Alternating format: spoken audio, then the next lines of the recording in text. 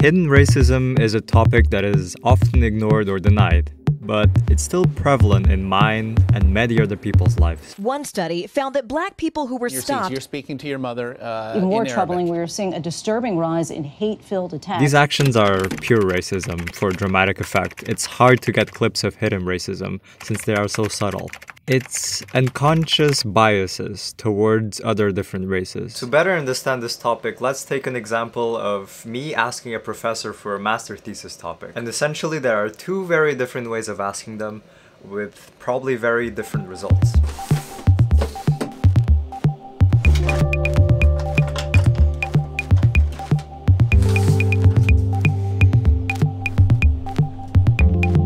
The first way is to just write an email to them.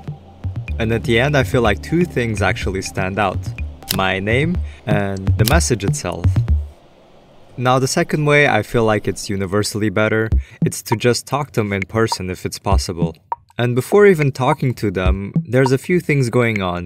First impressions are key. The first thing that stands out is if I'm well-dressed or my ethnicity. And when you actually talk to them, this is just as important as first impressions, is the way you speak can make or break how you're perceived.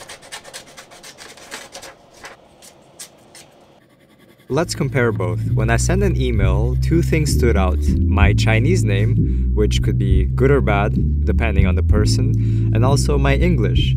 But then when you speak to them, which is my preferred method, you have all of these factors playing around. Of course, my ethnicity, I look Asian, and I try to be well-dressed in any talk, and hopefully my English accent is good enough to make them look at me as a confident person, or how friendly I am, or maybe how genuinely interested I am in the work.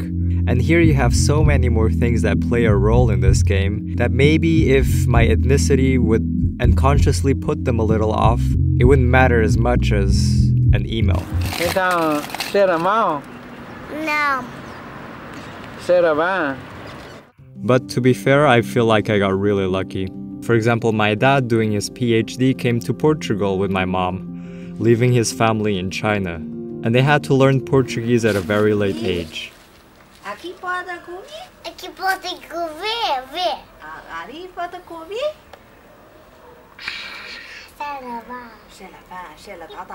They and many other millions of immigrants, maybe to America and other countries, did immense sacrifices to come here. And sometimes I get to see how sad it is how they get treated in some places just because their Portuguese isn't perfect. For me, I get this advantage of being born in Portugal or having been taught English at a very young age.